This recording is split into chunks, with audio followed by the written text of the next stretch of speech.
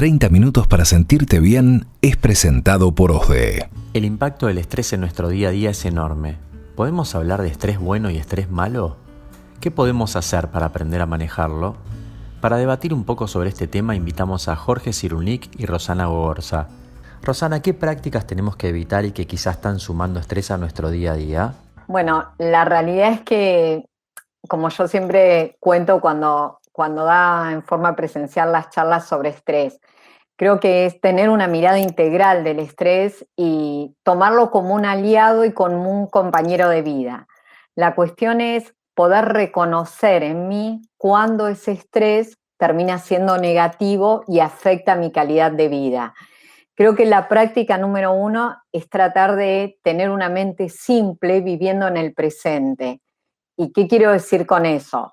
Cuando uno tiene un cerebro, una mente que está viviendo permanentemente en el pasado y preguntándome el por qué, o permanentemente viviendo en el futuro, al cerebro le genera mucha incertidumbre, ansiedad, y eso es lo que termina afectando nuestra calidad de vida.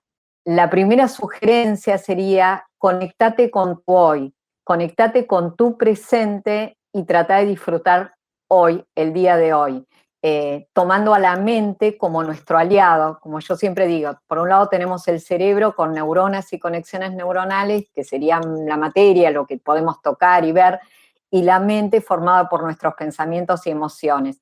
Entonces, toma tu mente como aliado para vivir el día a día de una manera simple y cómo te conectás con el presente para evitar irte o al pasado o al futuro, que son situaciones de incertidumbre que nos termina generando estrés e insatisfacción. Rosana, compartinos 5 consejos prácticos o ideas que podemos aplicar en nuestra rutina para manejar el estrés. La realidad es que, primero de todo, la primera sugerencia para manejar el estrés es el autoconocernos. Entonces, esta cuestión que nosotros le decimos a la gente, reconoce cuáles son tus agentes estresores. De repente, hace cuál es tu mapa de prioridades.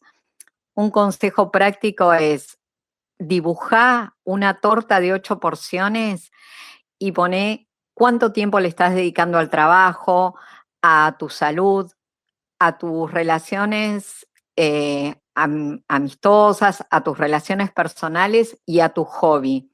Y a partir de ahí, fíjate cuánto querrías y cuánto realmente estás haciendo. Entonces, de esa manera puedes hacer tu hoja de ruta. De repente, mejorar o prestar atención en tu calidad de sueño. El mantener una rutina de sueño es un aliado imprescindible para el manejo del estrés. ¿Cómo están siendo tus hábitos alimentarios?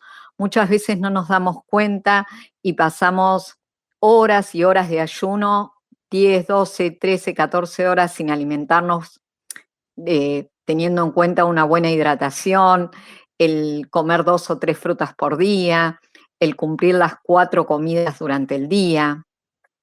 Otro aliado importante es la actividad física. ¿Cuánto le estás dedicando al salir en la medida que se pueda a caminar, a tomar media hora, 40 minutos de un momento de actividad física? Las horas hoy en día está, entre comillas, muy de moda, pero la realidad es que también está comprobado científicamente el tema de mindfulness y la meditación, que genera modificaciones en nuestras ondas eléctricas a nivel del cerebro y eso favorece a nuestra calidad de vida. Técnicas de respiración, técnicas de relajación, serían prácticas que deberíamos incorporar en nuestro mapa de diario, en nuestra hoja de ruta, para mejorar nuestra calidad de vida y disminuir ese grado de insatisfacción que nos genera el estrés.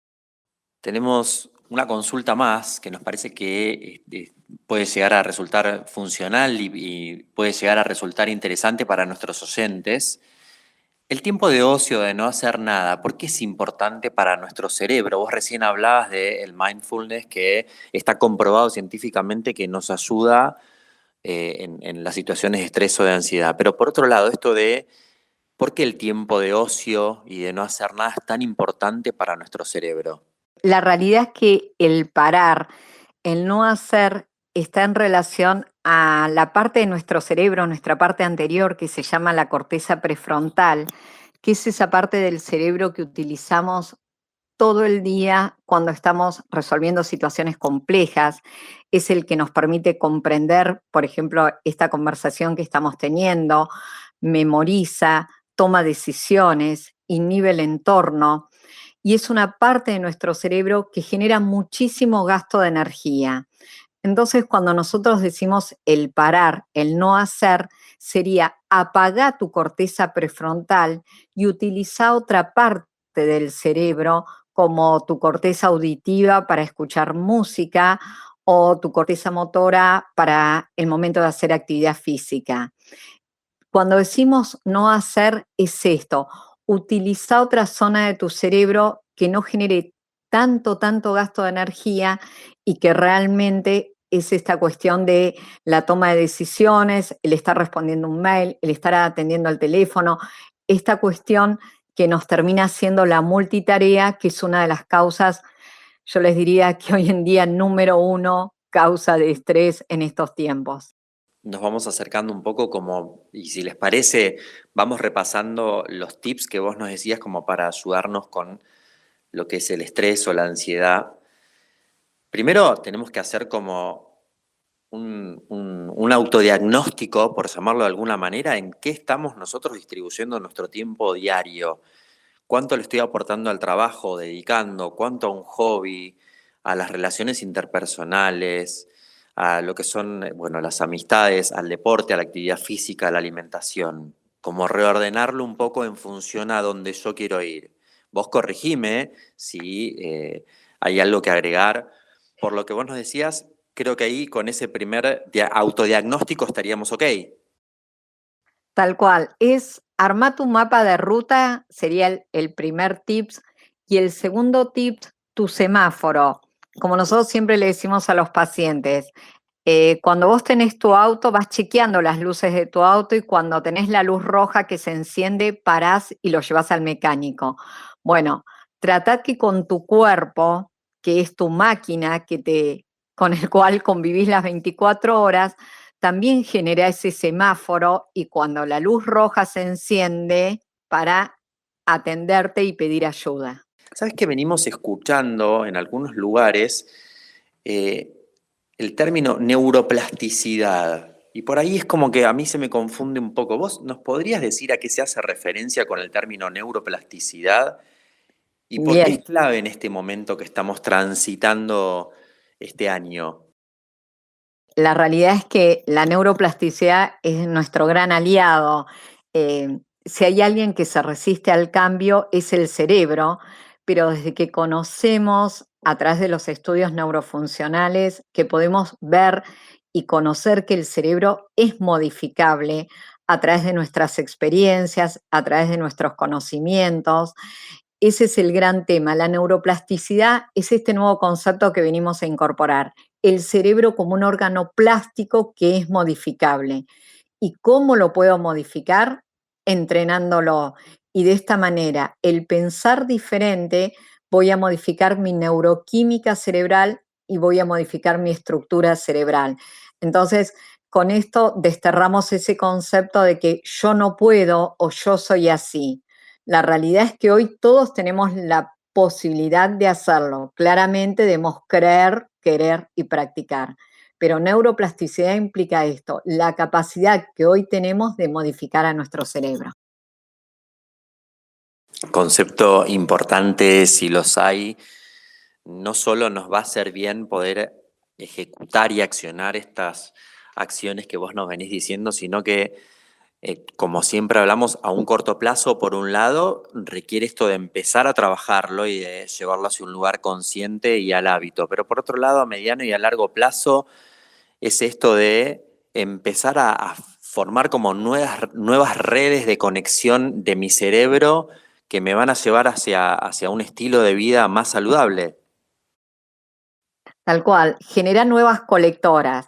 Las rutas ya las tenemos, pero la idea, incorporando este concepto en nuestra vida, es generar nuevas colectoras en tu cerebro. Entonces, de esta manera también tenemos lo que llamamos reserva cognitiva. tenemos más herramientas, aumentamos nuestra caja de herramientas para accionar cada día. Creo que eso podría ejemplificar lo que queremos decir con neuroplasticidad, entrenamiento, tener más herramientas para poder vivir mejor, digamos, poder tener más elecciones para poder generar un bienestar. Entonces, podríamos decir que esto de, así como uno actualiza y mejora las versiones de su celular, podemos, hablándolo de manera simple y para todos, podemos ser partícipes de la evolución de nuestro cerebro. Tal cual. Hace unos días escuchaba una conferencia de un neurocientífico que decía, bueno, a fin de año reseteate y qué nuevo modelo de iPhone sos. Y creo que me pareció fantástico, de manera muy simple, decir, bueno, a ver, ¿cuál es mi nueva versión? ¿Qué capacidades incorporé? Creo que por ahí va la cuestión. Y siempre pensando en esto, tenemos la posibilidad de vivir mejor más allá de las circunstancias. Sepamos que las circunstancias, el entorno no lo podemos modificar, pero la realidad es que sepamos que sí, cada uno de nosotros con nuestros pensamientos, nuestras emociones, los hábitos que incorporemos, podemos ser el protagonista de nuestra propia película. Creo que llegó el momento de dejar de ser actor de reparto en donde nos dicen qué tenemos que hacer y empezar a ser el director de la película, formándonos como actor principal y decidiendo cuál es la película que queremos vivir. Muchas gracias, Rosana, por esto de estimularnos, motivarnos y hacernos consciente desde tu lugar de profesional de la salud, esto de seamos protagonistas de nuestra propia vida, porque eso es un poco lo que nos va a marcar cómo va a ser nuestro futuro, sin desconectarnos del presente. Hoy veíamos que estar todo el tiempo prestando atención al pasado o al futuro nos termina generando una mala pasada en el presente en relación a, nos genera un poco de estrés o de ansiedad. Y por otro lado, conectarnos con el hoy hace que uno tenga un registro o un diagnóstico de situación, como vos decías, de cuánto tiempo le dedico al trabajo, a lo que me hace bien, a relajar, al tiempo de ocio, a la actividad física, a la alimentación. Pero por otro lado también tengo que responder a las necesidades de multitarea que tenemos hoy cada uno de nosotros. Entonces, está bueno como para equilibrar esto de la demanda que tengo, que cada vez es mayor, con mis necesidades, estar conscientes y presentes en el momento del día a día para que yo desde mi lugar de protagonista pueda generar como estas nuevas redes o esta nueva evolución de mi sistema para tener una vida más saludable, para tener esto de sentirnos mejor cada día. Muchas gracias, Rosana, por esta información súper valiosa que nos compartís, por hacer algo simple. Esto obviamente tiene muchos estudios desde la neurociencia, pero vos los trajiste de una manera simple y creo que eso es lo que necesitamos todos, tener información confiable de una fuente real y profesional y que la podamos utilizar en el día a día. Muchas gracias, Rosana, por este encuentro. ¿Hay algo, Rosana, que vos quieras decir como para cerrar o para que creas que tenés que aportar o está todo ok? Bien, me parece que un dato también como para compartir con quienes nos están escuchando es, ¿cuál es tu semáforo rojo? ¿Qué síntomas, qué está sintiendo tu cuerpo que puede ser estrés y no darte cuenta? De repente, a veces en la consulta yo siempre cuento el clásico dolor de cabeza, dolor de cuello, dolor de cintura, y la gente llega con las bolsas llenas de estudios que anduvo por diferentes especialidades. Y la realidad es que a veces está bien, uno ante un síntoma tiene que descartar ciertas patologías, pero tener en cuenta los síntomas desde el cuerpo, la mente y el espíritu. Un estado de ansiedad, un estado de angustia, esa tristeza prolongada, esa cuestión de que no sé por qué tengo que arrancar el día hoy, muchas veces está teñido de estrés. Los dolores en el cuerpo, la agitación, la sudoración de las manos, el aumento de la presión arterial. Cuando me resfrío, me enfermo muy seguido, claramente puede haber patologías, pero también tengamos en cuenta al estrés que nos puede estar invadiendo. Entonces, creo que son cosas como a tener en cuenta. Escuchá qué síntomas están teniendo tu cuerpo. La acidez, eso puede ser estrés. Por eso te invito que si escuchás alguno de estos síntomas que te estoy contando, más allá que puede ser, como vuelvo a decir, otras cuestiones orgánicas, no dejemos de prestar atención al estrés que nos puede estar afectando y que a veces con medidas no farmacológicas podemos generar un mejor bienestar, pero estando atentos, reconociendo y consultando y pidiendo ayuda a tiempo. Claro, es un poco como el cómo identifico, y una vez que lo identifico y que me di cuenta de que estoy teniendo más estrés, vos hablabas de que era algo normal, como un aliado en algún punto que nos permite huir o que nos permite estar en una situación de no peligro, por decirlo de alguna manera, cuando Tal ya empieza cual. a ser excesivo, ahí sí hay que estar atentos, hacer como este diagnóstico con las señales de nuestro cuerpo y empezar a accionar con esta kit de herramientas. Bueno, Doc, muchas gracias. Muchas gracias, Rosana, por acompañarnos en este episodio. Bien, muchas gracias a ustedes por la invitación. Un placer para mí compartir. Jorge es médico especialista en psiquiatría, escribió el libro Homo Viralis, Historia biointelectual del SIDA, y en el 2002 fue reconocido por su trabajo con pacientes que viven con VIH. Rosana, por su parte, es médica especialista en neurología y coordinadora de varios estudios sobre deterioro cognitivo y demencias. Jorge, ¿qué podemos hacer para identificar situaciones de estrés y ansiedad? ¿Y qué herramientas tenemos para en lo cotidiano aprender a manejarlo? El estrés crónico de los argentinos viene antes del periodo COVID. Sobre todo se trata de un estrés crónico de tipo socioeconómico, me parece, que ya existía cuando entramos en la era COVID. Es decir, que tendríamos algo así como dos factores o estresores crónicos severos, que serían el sociopolítico y el tema que proviene de la pandemia. Ahora, creo que hay que mantener una actitud positiva porque esta pandemia nos va a dejar muchas cosas muy útiles. Por ejemplo,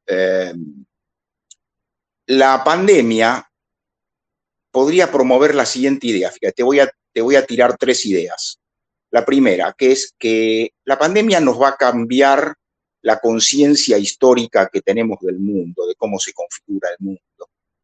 Porque nosotros estamos muy habituados, y en los medios también, y en la política, a que la configuración del mundo es a través de o una revolución, o de guerras, o de grandes catástrofes económicas, que nosotros tuvimos una en el 2001, o de hechos históricos o políticos, pero me parece que ahora la configuración del mundo va a empezar a ser pensada de una manera ecosanitaria.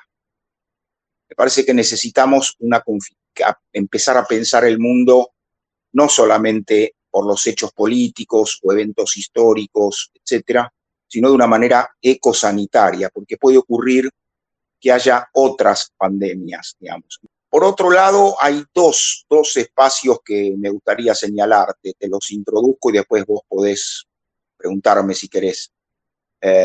La palabra estrés, el tema del estrés, es una palabra muy antigua, es una palabra que viene del año 1950, cuando se describió, y a medida que fue pasando el siglo, se mantuvo esta cuestión del estrés y los síntomas que produce, sobre todo síntomas, por supuesto, del sistema nervioso, y que alteran la homeostasis del organismo. Pero el estrés ya en el siglo XXI es una palabra que pasó casi al olvido porque fue reemplazada por la palabra crisis,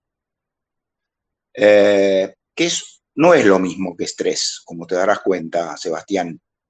Y en el coaching, por ejemplo, que se puso muy de moda en el siglo XXI, la palabra crisis, si bien se mantuvo, se la transformó en oportunidad.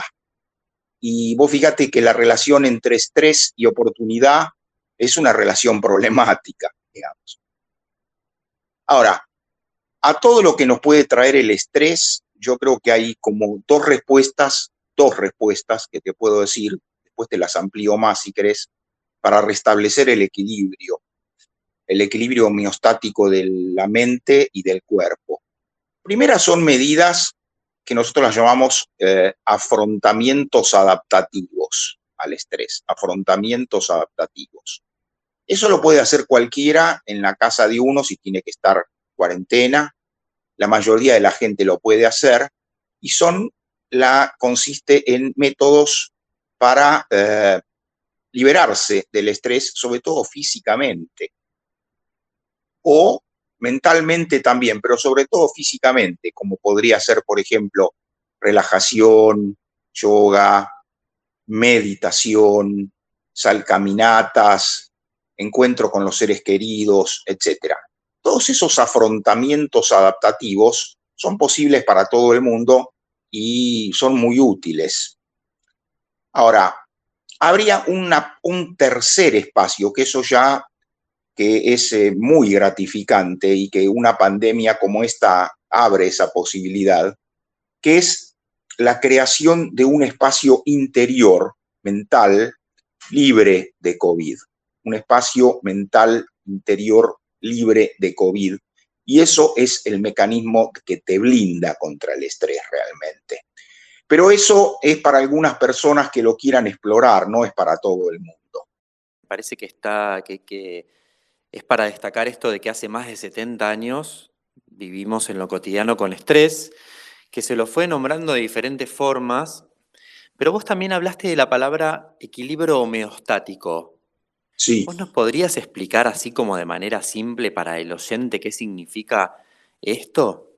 Si tomamos, por ejemplo, el estrés, el descrito originalmente en el año 1950 por un científico que se llama Searle, Sí. Vos tenés que en el estrés se producen un montón de manifestaciones en el cuerpo, en el soma, digamos, mediatizadas por el sistema nervioso simpático, como por ejemplo se produce midriasis, taquicardia, tensión muscular, insomnio, es decir, todas lo que el sistema nervioso puede prepararte para la lucha o para la huida. El sistema nervioso simpático es la primera barrera de defensa contra el estrés para luchar, y si no podés luchar, huir. Restablecer el equilibrio homeostático significa que todo eso que viene del sistema nervioso simpático, que es una parte del sistema nervioso autónomo, el sistema nervioso autónomo es el que no depende de la voluntad y está dividido en simpático y parasimpático. Es conseguir que el sistema nervioso parasimpático, que es todo lo contrario de lo que hace el simpático, lo equilibre, como por ejemplo conseguir relajación muscular. El sistema nervioso simpático te prepara entonces, como estoy explicando, para la lucha o para la huida. Eso produce mucho malestar, produce nerviosismo, insomnio, taquicardia, se te dilatan las pupilas, tenés puedes tener retención urinaria o intestinal. Muy bien. Todo eso, para ser equilibrado, es equilibrado por el sistema nervioso parasimpático, que sería la otra parte del sistema nervioso autónomo. El sistema nervioso parasimpático es el que empieza a tomar el equilibrio de la situación cuando vos entrás en todas estas medidas que te dije. Te echás, te movés menos, respirás de manera más profunda y más pausada, te alejás de la situación conflictiva, etc. Entonces, cuando digo equilibrio homeostásico, hablo de una situación de estabilidad y de que ninguno de los dos, ni el simpático ni el parasimpático, predominan. Jorge, nos proponías la creación de un espacio mental libre de COVID. ¿Nos podés contar un poco más sobre esto? Lo primero que tengo para decirte con respecto al espacio libre de COVID es esto. Fíjate esta diferencia. Si bien antes de la pandemia existe lo que se llama una crisis crónica o un estrés crónico, sobre todo para los argentinos, de mi punto de vista sociopolítico económico, pero fíjate esta diferencia, Sebastián. Esta situación COVID-19 no tiene ventanas, es una situación cerrada. No, nosotros decimos que no tiene exterioridad, porque ¿cuál es el mundo no COVID? No hay mundo no COVID. Vos podés irte al Uruguay, hay COVID. Te vas a Salta, hay COVID. Te vas a Azerbaiyán y hay COVID. Es decir, no hay un mundo no COVID. Pero en esta situación de la pandemia, es una situación donde vos mirás por la ventana y afuera hay COVID. Entonces, estamos en un mundo cerrado. Vos decís, qué horror. Es un mundo distópico. Es como las distopías que aparecen en la literatura. Si querés, después hablamos un poco de eso. Pero te explico un poco, te amplío un poco más lo del espacio libre, que creo que esta es una oportunidad grandiosa para que en un mundo sin ventanas, por el momento, la persona tiene una única posibilidad, me parece. Aparte de los afrontamientos adaptativos te garantizan el equilibrio entre los dos sistemas nerviosos autónomos. Te lleva a la homeostasis. Pero seguís estando en el área COVID. No sé si me seguís, Sebastián. Seguís estando en el área COVID. Sí, sí. Para no estar en el área COVID, tenés que crear un espacio mental vos mismo libre de COVID. Si afuera es todo COVID, la única ventana es una ventana interior libre de COVID. Bastante interesante porque vos nos propones desde tu espacio, desde lo que es la psiquiatría, desde lo que es, digamos, las herramientas y tu formación y experiencia como profesional, nos proponés y nos sugerís algo disponible para todo el mundo y que tiene que ver con algo que podemos hacer en casa, inclusive en este momento los oyentes pueden empezar a planificar o ver cómo en el día hacer la creación de este espacio mental interior libre de COVID, ¿sí? Esto es interesante.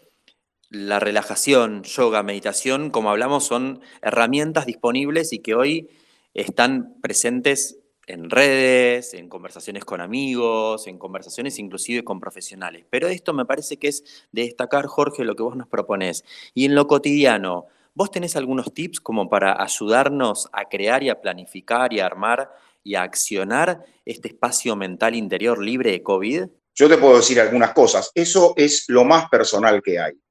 Es lo más personal que hay. Porque, vos fíjate, hacer yoga, hacer meditación, salir a caminar, son mecanismos, son como comportamientos estandarizados que cualquiera los puede hacer. Lo otro ya es más personal, pero te doy algunas ideas. Sobre todo te doy dos ideas. Una de las ideas es tener lo que se llama un hedonismo cotidiano sistemático. Todos los días tiene que haber un espacio hedonista. Es decir, todos los días tiene que haber un espacio dedicado al placer, que no es prusiano. No es ir a caminar, hacer gimnasia, hacer yoga, no algo prusiano, sino algo completamente personal, que te acerques a algo completamente personal. ¿A qué te vas a acercar? Eso lo elegís vos, eso lo elige cada uno.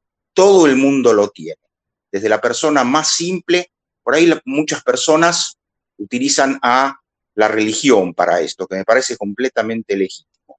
Y muchas personas utilizan mecanismos extrarreligiosos. El hedonismo sistemático, cotidiano, que no debería producir ninguna culpa, creo que es una de las vías hacia eso. Otra de las vías hacia eso es quedarse solo. Estar solo. Estar solo, cuando digo estar estar solo en una habitación y pensar solamente en algo o empezar como una introspección libre de COVID, que no sea el COVID. Eso solo, que es una forma de meditación, pero no es una meditación estandarizada. Es una meditación muy personal que te va a llevar por un rumbo que ni vos sabes, ni vos tenés idea hacia dónde te puede llevar. Esto de nombrar hedonismo cotidiano sistemático y hacer algo todos los días que nos genere placer, resulta como respirar hoy en día y más en este contexto, así que gracias por esta ayuda para poder empezar a crear nuestro espacio mental interior libre de COVID.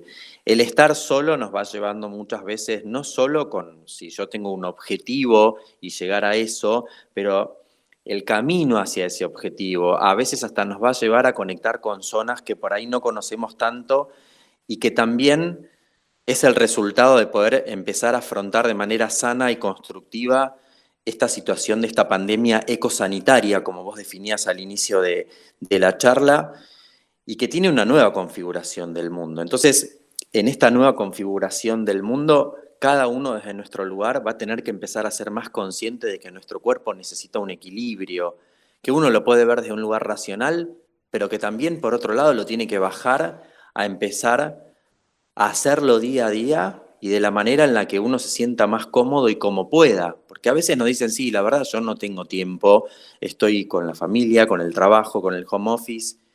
Bueno, si no lo vamos haciendo a medida que van pasando los días, después se nos hace como más complejo y empezamos a estar en este desequilibrio que nos genera por un lado síntomas, que nos genera por otro lado angustia, ansiedad, estrés. Y vimos que eso a largo plazo, a corto, mediano, largo plazo, tiene un impacto negativo. Entonces vos nos proponés, decime vos Jorge si vamos bien, empezar hoy mismo con esto de, por un lado sí, reforzar, reconectar, volver a la relajación, al yoga, a la meditación, a por ahí comer desde un lugar saludable, cocinarnos nosotros en casa como para poder, al que le gusta esa actividad, desconectar y generar conexión con algo de un espacio, como decías vos, libre de COVID, pero por otro lado, empezar a conectar con el hedonismo cotidiano sistemático, esto como una de las reglas o de las fórmulas que tenemos para este kit de herramientas, ¿no? En lo que es la creación del espacio mental interior